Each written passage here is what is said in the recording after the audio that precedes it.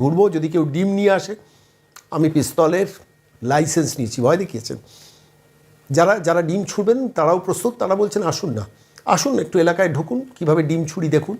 ঠিক এই আবহাওয়ায় দাঁড়িয়ে সেই কীর্তি আজাদের উইকেটটা সব করে পড়ে গেল। কীভাবে পড়লো? আচমকা। দর্শক আসনে বসে কেউ বুঝতেই পারলেন না যে কীর্তি আজাদের মিডল স্ট্যাম্পটা উড়ে গেছে। কীভাবে উড়ে গেছে? গতকাল ঘটেছে একটি ঘটনা। ঋতব্রত বন্দ্যোপাধ্যায়, অর্থাৎ মৃত তৃণমূল, তাঁরা গিয়েছিলেন ভবানী ভবনে, এবং সেই ভবানী ভবনে গিয়ে সেখানে সিআইডির কাছে একটা লিখিত কমপ্লেন দিয়েছেন। কোন বিষয়ে কমপ্লেন দিয়েছেন আমি এই পর্বে আপনাদের একটি ভাইরাল হওয়া অডিও শোনাবো, যেখানে দেখা যাচ্ছে এক বালি মাফিয়ার সঙ্গে কোনো একজন ব্যক্তি কথা বলছেন এবং সাসপেক্টেড সেই মানুষটির নাম বলা হচ্ছে। অন্তত ইঙ্গিতটা তেমনই যে বিশ্বকাপ ক্রিকেটে জয়ী দলের একজন প্রাক্তন ক্রিকেটার, তিনি অধিনায়ক সাংসদ, তার সঙ্গে একজন বালি মাফিয়ার কথা হচ্ছে। সেই ভাইরাল হওয়া অডিওটা আমি আপনাদের এই পর্বে শোনাবো। बाजार पूरा इधर और कह रहे थे कि बालू का सिंडिकेट इधर चालू हो रहा है 2-4 दिन में। अच्छा, कौन कौन? वो आपका चंडी का जो नाम दिए थे ना, वो तो जितना भी गाड़ी है सर, आपसे मतलब यही काम था कि सीपी को थोड़ा चाप दे के दुर्गापुर से कोई गाड़ी पास नहीं होना चाहिए। उसमें अपना सिस्टम हो जाएगा, क्योंकि जो लोकल का जो सिंडिकेट चलेगा ना, उसमें अपना ही लड़का काम करेगा टोटल। नहीं तो वो हम उसको बोल देंगे डीसीपी को यहाँ से नहीं निकलना चाहिए, डीसीपी है दुर्गापुर का। हाँ, तो एक ही है आपके दुर्गापुर का एरिया में का आदमी को। उसमें क्या है कि अपना 2 घाट अगर चलेगा तो महीना का एक अच्छा खासा उसमें अमाउंट आएगा। दुर्गापुर का एरिया है, क्योंकि नाम तो आप ही का खराब हो रहा है। दुर्गापुर एरिया से अगर माल जाएगा तो सबको यही जानेगा कि आप सेटिंग हो उसमें, तो इसी कारण से उसको बंद करवा के और बोलिए हम लोग को 2-3 घाट चालू कराएगा। अगर आप बोलिएगा तो मैं दिल्ली आ जाऊंगा 1-2 दिन के अंदर, बैठ के आपसे वहाँ बात कर लूंगा।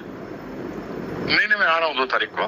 अच्छा, आप आइए, फिर बैठ के बात करता हूँ। दुर्गापुर में 2-4 जगह और सिस्टम का बात हुआ है। उसमें कहीं भी किसी तरीके से मेरा नाम नहीं यार, आपका नाम नहीं आएगा, इसलिए नहीं आएगा क्योंकि मेरे को लॉन्ग टाइम करना है। आप तो मेरे सर मान लीजिए मेरे को भाई जैसा मान रहे हो, तो उसमें आपका नाम खराब करके मेरे को क्या मिलेगा? मेरा भी तो बेनिफिट है इसमें, हम भी खड़े हो जाएंगे। ठीक है, दुर्गापुर का जो भी होगा वो टोटल मैं आपका देखूंगा, आपसे बैठ के मैं बात कर लूंगा। কেন এই অডিওর প্রয়োজনটা হলো? কিসের জন্য এই অডিওর প্রয়োজন হলো? কেনই বা ঋতব্রত? রাজনীতির বাঁক বড় জটিল, এবং সেই জটিল বাঁকের মধ্যে থেকে দেখা গেল যে কারণে এই অডিওটা ভাইরাল হলো, কারণটা হচ্ছে কীর্তি আজাদের একটি বক্তব্য। সাম্প্রতিককালে কীর্তি আজাদ হঠাৎ একটু আলোয় ভেসে ওঠার চেষ্টা করছিলেন, বিজেপি বিরোধী অবস্থান নিচ্ছিলেন কালীঘাট তৃণমূলের হয়ে। এমনিতেই তো কালীঘাট তৃণমূলের টিমটা খুব ছোট হয়ে গেছে। লোকসভায় যে 28 জন সাংসদ আছেন তার মধ্যে 20 জন বিদ্রোহী তৃণমূল হয়েছেন। Citizen party of India, national citizen party of India সেখানে নাম লিখেছেন, কাকলি ঘোষদার, শতাব্দী রায়, সবাই একজোট হয়ে গেছেন, সুদীপ বন্দ্যোপাধ্যায়, সবাই একজোট হয়ে গেছেন। এবং সেই দলের বাইরে যারা রয়েছেন তার মধ্যে কীর্তি আজাদ একজন। কোন 8 জন বাইরে রয়েছেন? অভিষেক বন্দ্যোপাধ্যায়, কল্যাণ বন্দ্যোপাধ্যায়, আপনারা জানেন যে কালীঘাট তৃণমূলেই রয়েছেন। সৌগত রায়, মহুয়া মৈত্র, তারাও কালীঘাট তৃণমূলেই রয়েছেন। শত্রুঘ্ন সিনহা, কীর্তি আজাদ, আসানসোল আর দুর্গাপুর বর্ধমান 2 সাংসদ, তারা কিন্তু এখনও কালীঘাট তৃণমূলেই রয়েছেন। আর রয়েছেন প্রতিমা মণ্ডল এবং সাজদা আহমেদ। এই 8 জন নিয়ে ছোট সংসার, সুখী সংসার ছিল। সেই সুখী সংসার থেকে একটু বিদ্রোহী হওয়ার চেষ্টা করছিলেন কীর্তি আজাদ, এবং সেই কীর্তি আজাদ যখন বিদ্রোহী হয়েছেন ঠিক সেই সময় হঠাৎ আচমকা তিনি মুখ খুলতে শুরু করেছেন। দুর্গাপুর আসানসোলে আসবেন, আসার আগেই নিশ্চিতভাবে মমতা বা অভিষেকের নির্দেশ মোতাবেক কীর্তি আজাদ যখন একটু বলে সুইং করানোর চেষ্টা করছেন, তখনই ধেয়ে এলো এই অডিওটা। কিন্তু সেই সুইংটা কীরকম একটু শুনুন। स्कूल में डीम देने के लिए बंद कर दिया, लेकिन लोग को डीम मार रहा है। डीम खाने के लिए कि मारने के लिए?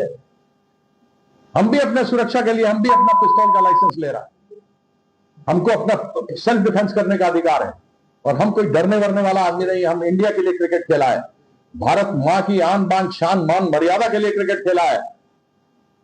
ये लफंगा लोग बीजेपी का, जो लोग आजादी में, ये आरएसएस वाला जिसका कि बच्चा है बीजेपी, ये लोग कभी भी आजादी में सहयोग नहीं दिया। এই পার্টিকুলার কীর্তি আজাদের এই বক্তব্যের পরই অডিওটা আচমকা ভাইরাল হয়ে গেল। কিন্তু আমাকে যেটা ভাবার ছিল, কীর্তি আজাদের এই অডিওটা ভাইরাল হওয়ার পেছনে ঋতব্রত তৃণমূলের ইন্টারেস্টটা কি একটু ভালো করে ভেবে দেখুন তো। মৃত তৃণমূল ভার্সেস ঋত তৃণমূলের একটা লড়াই আছে, এই নিয়ে কোনো কেউ অস্বীকার করছে না। এবং সেই লড়াইটা কালীঘাটকে দমিয়ে রেখে নিজেদের দলের অল ইন্ডিয়া তৃণমূল কংগ্রেস নামটা এবং তার সিম্বলটা এবং তার ফান্ডটা, এই 3টের দিকে নজর রেখে ঋতব্রত তৃণমূলের লড়াইটা করছে। আদালতে লড়াইটা অনেক দূরে গিয়েছে। আদালত কী রায় দেয়, নির্বাচন কমিশন কী রায় দেয়, নির্বাচন কমিশন আজ নয় কাল, কাল নয় পরশু প্রতীক কাকে দেবেন, দলের নামটা কাকে দেবেন, এই নিয়ে যখন বিস্তর জল্পনা, ঠিক সেই সময় এই কীর্তি আজাদকে নামিয়ে দেওয়া। কিন্তু এই কীর্তি আজাদ যে মুহূর্তে নামলেন, ঠিক তার অচিরেই অর্থাৎ 72 ঘন্টার মধ্যেই অডিওটা ভাইরাল হওয়ার পেছনে ঋতব্রত তৃণমূলদের স্বার্থটা কী হতে পারে, কী কারণ হতে পারে? দেখুন, স্বাভাবিক লজিক বলে যে কীর্তি আজাদ যখন বিদ্রোহী হয়ে ডিম ছড়া বিরুদ্ধে বিদ্রোহ করছেন এবং বিজেপিকে দেখে নেবো এরকম একটা ভাব করে পশ্চিমবঙ্গে আসছেন, সেই সময় এই অডিওটা ভাইরাল হওয়া মানে অ্যাডভান্টেজ বিজেপি। স্বাভাবিকভাবে কীর্তি আজাদ এবার তো একটু অবদমিত হয়ে যাবেন, স্বাভাবিক, সেটাই লজিক। অর্থাৎ যেখানে দাঁড়িয়ে কীর্তি আজাদ এই জাতীয় কথাবার্তা বলছেন আর তারপরে এই অডিওটা ভাইরাল হচ্ছে, স্বাভাবিকভাবে তো কীর্তি আজাদের বিরুদ্ধে তদন্ত শুরু হয়ে যাবে। এবার সিআইডি ডাকা শুরু করবে। ঋতব্রত তৃণমূল তো সিআইডিকে গিয়ে কমপ্লেন করেছেন, শুধু কমপ্লেন করেনি, সেখানে দাঁড়িয়ে বলেছেন যে আমি সিবিআই এবং ইডিকেও এই নিয়ে কমপ্লেনটা করব যে একজন বালি মাফিয়ার সঙ্গে একজন রাজনীতিবিদ বা একজন ব্যক্তির যে কথোপকথন হচ্ছে, যেখানে পরিষ্কার একদম টাকার রফা বালি মাফিয়ার সঙ্গে মনে হচ্ছে, সেইখানে দাঁড়িয়ে সিবিআই বা ইডি বা সিআইডি তদন্ত করে দেখুক ভেতরে ঘটনাটাকে।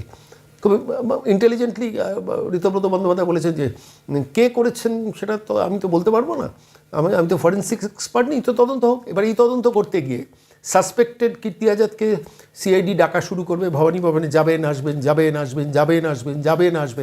যেভাবে অভিষেক বন্দ্যোপাধ্যায়ের ভাইপো সুমিত রায় প্রতিদিন যাচ্ছেন ভবানী ভবনে, 10টা 8টা ডিউটি করছেন, 10টা 6টা ডিউটি করছেন, ফিরে আসছেন। এবার কীর্তি আজাদেরও ডাক শুরু হয়ে যাবে। কিংবা যদি ধরুন, যেহেতু বালি ন্যাশনাল অ্যাসেট, ফলত সিবিআই কিংবা ইডি ঢুকে যেতে পারে, ইডি স্বাভাবিক কারণে ঢুকে যেতে পারে, প্রবর্তন ভবনে দিল্লিতে ডাক পড়তে পারে, কিংবা কলকাতায় সিজিও কমপ্লেক্সে ডাক হতে পারে, সব জায়গায় ডাক হতে পারে, এবং আলটিমেটলি কীর্তি আজাদের কিন্তু ব্রেকটা কষে দেওয়া হলো। আমাকে এই জায়গাটা ভাবিয়েছে, কীর্তি আজাদের ব্রেকটা কষে গেল। অর্থাৎ এরপরে কীর্তি আজাদ ওই বিদ্রোহী হতে গেলে যে আমি দেখে নেবো, আমি ডিমের বদলে পিস্তল আনবো, বঙ্গ রাজনীতিতে এসে এই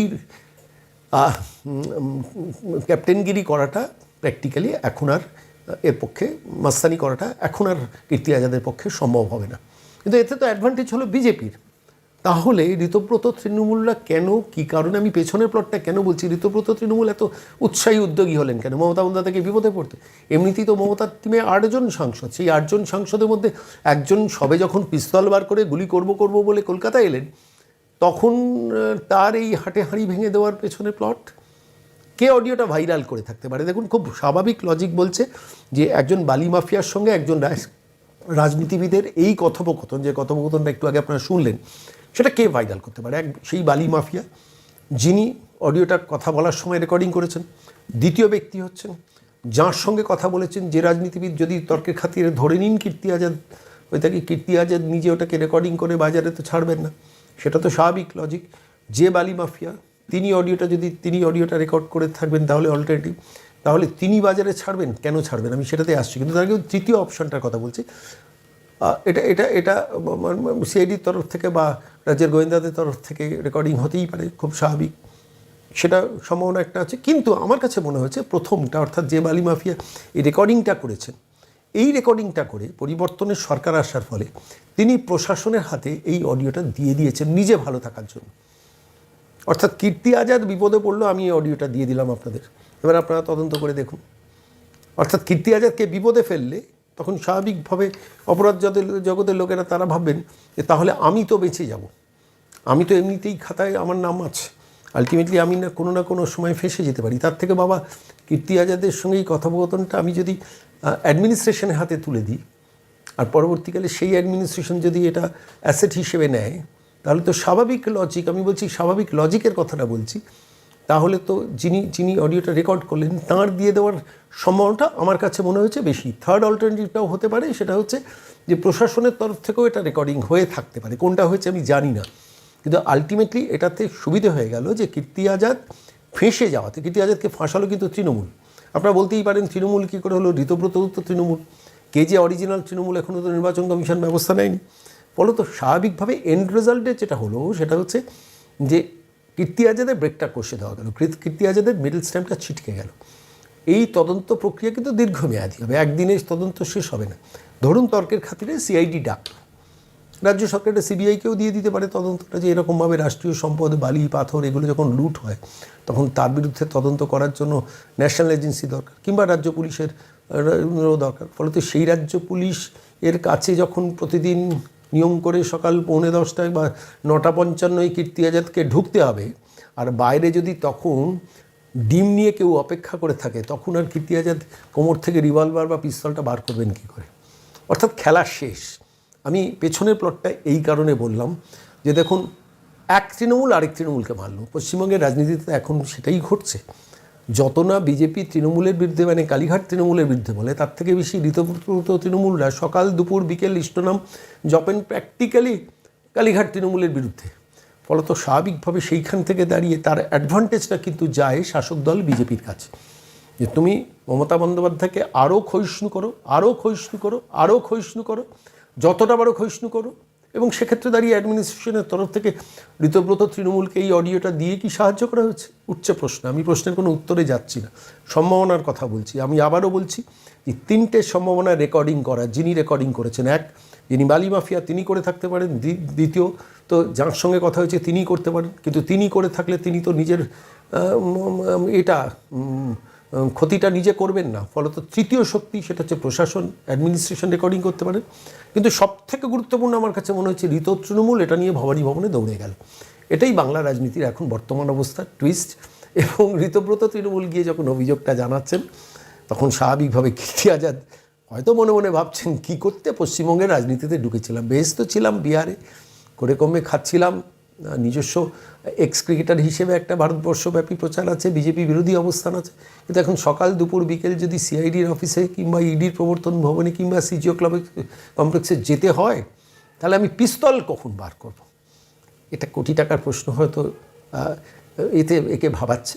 কিন্তু যেটা বলার কথা সেটা হচ্ছে, এই পশ্চিমবঙ্গের রাজনীতিতে এই মুহূর্তে যারা শাসক দলের বিরোধী অবস্থানে আছেন বা সরকার বিরোধী অবস্থানে আছেন, তাদের তো এরকম কত অডিও প্রশাসনের হাতে আছে, এটা আমাকে কিন্তু ভাবাচ্ছে।